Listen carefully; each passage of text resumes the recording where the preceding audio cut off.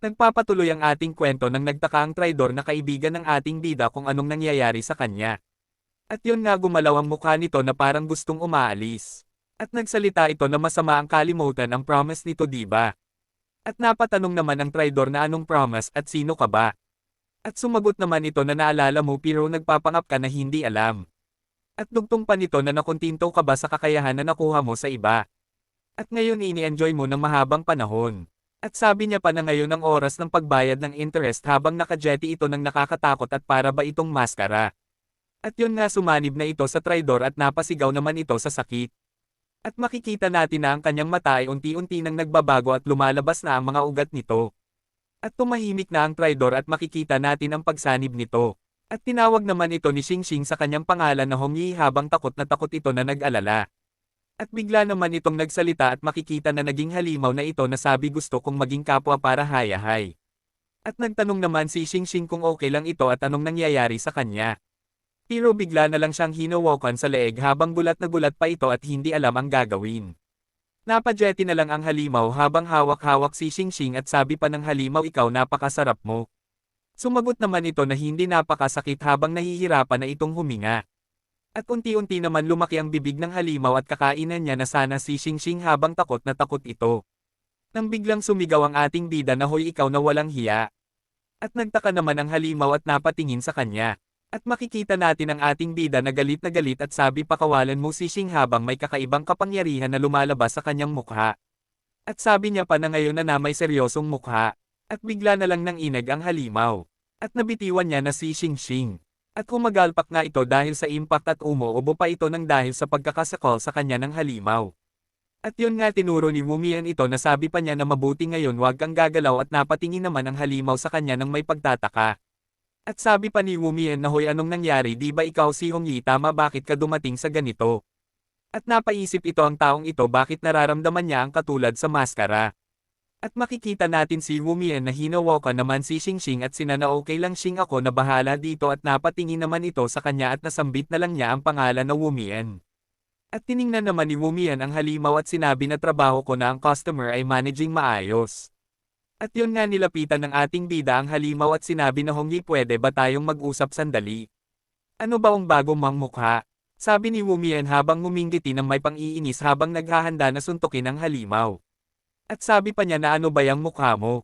At hindi pa nakuntinto at hinawakan pa niya ang damit at nagsabi anong nangyari sa iyong dila Peipei ka ba sabi ni Wumian na parang nanghahamen.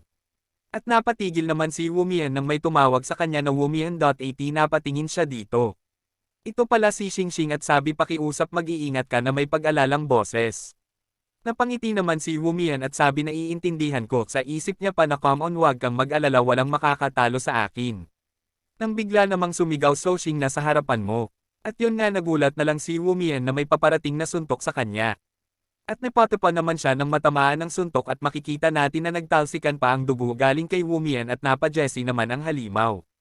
At flashback naman sa alala ni Hong Yi habang pinapagalitan ito at makikita natin ang lukot-lukot na papel habang sinasabihan siya na paano ka nagkamali sa simple lang na tanong. At sabi pa nito na nakakahiya ka walang kwenta.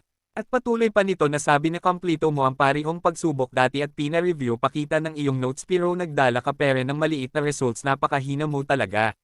At dugtong niya pa na napaka-disappointment mo. Sabi niya pa bilang isang ama ako ay nangunguna sa pagtuturo sa field paano ba ako nabigyan ng anak na walang kwenta. Ito pala ang papa niya na pinapag-alitan siya at tahimik lang si Hong Yi na nakikinig. At napaisip na lang si Hong Yi na napakawalang kwenta. At makikita natin si Hong Yi na nakaupo at sinasabihan ng kanyang katabi na hindi siya matatanggap bakit itinabi ako ng guro sa mahinang study auntie. At sabi pa nito sa kanya na hoy wag kang manggugulo sa pag-aaral ko kung hindi kita mapapatawad.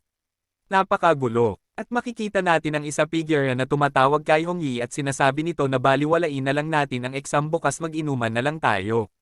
At sabi pa ng ibang figure na kahit mag-study ka wala namang mangyayari hindi ka pa rin nakakakuha ng score habang tumatawa pa sila.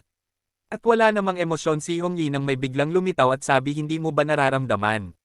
At ang nga unti-unti nang nagpakita ang maliit na maskara at sabi niya pa na mali. At yun nga nagpakita na ito at nakasmile at nagsalita na ako ang maskara na makapagbibigay ng ano MN ang gusto mo so bakit di tayo magkaroon ng deal? At dugtong pa nito na kaya kung ibigay anuman ang hilingin mo sa isang kapalit. At yun nga makikita natin si Hong Yi na naging halimaw at tumatawa ito. At yun nga bumalik tayo sa realidad. At makikita natin si Wu Mian na nagtataka na napasabi na nasuntok ako. At sabi niya pa sa sarili na ito bang mas timon sa aking kakayahan. Napaka-impossible sabi pa sa isip ni Wu Mian habang napatingin sa halimaw. Pero hindi peren sumuko si Wu Mian, sumigaw siya na tumigil ka ikaw na halimaw, makinig ka sa utos ko. At bigla itong tumigil. Sabi pa ni Wu Mian na gumana habang makikita natin ang halimaw na tumigil at di gulagalaw. Napalingon naman si Wu Mian sa nagsalita na si Xing at sabi pa niya na Wu Mian parang kakaiba. At nagpatuloy pa sa pagsasalita na gumawa tayo ng malaking eksena ngayon, di ba, sabi niya habang nagtataka. Pero ang mga tao na nakapalibot sa atin parang walang nangyari. At yun nga, ang mga tao parang wala lang at busy sa kanilang ginagawa ng parang walang nangyari. At napasabi naman si Wu Mian na tatalunan ko ang halimaw nato at nasa kalagitnaan na ako nito. At biglang nag-crack at bigla na lang nakakagalaw ang halimaw. Napatulala naman si Wu Mian sa nangyari, hindi niya inaasahan na mababaliwala ang kanyang kapangyarihan. Sa isip niya nakakagalaw peren siya at makikita naman natin na nanginginig ang halimaw sa paglaban sa kapangyarihan ni Wu Mian. At napasabi na lang si Wu Mian na impossible. At sinubukan niya uli ang kanyang kakayahan at sumigaw sabay turo at sabi niya pa na sumunod ka, tumayo ka at manatili, hindi kita binibigyan ng permit na gumalaw. At makikita natin na nanginginig ang halimaw. Pero si Wu Mian naman ay pagod na pagod. At nagulat na lang si Wu Mian sa nangyari. At napaisip na nakakagalaw uli siya habang tumatawa naman ang halimaw. Sabi pa ni Wu Mian sa isip niya na bakit hindi siya nakikinig sa akin, bakit hindi gumana habang magkaharap peren ang dalawa. At bigla naman napatingin ang halimaw sa mga tao na walang kaalam-alam sa nangyari at napansin naman ito ni Wu Mian. At lumakad naman ang halimaw at sabi hindi dapat sayangin. Napatulala naman si Wu Mian. Samantala nag-usap naman ang dalawang halimaw habang lumalapit ang halimaw at naka-jetty.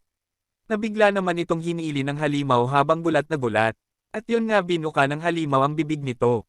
At makikita natin si Wu Mian na gulat sa nasaksihan.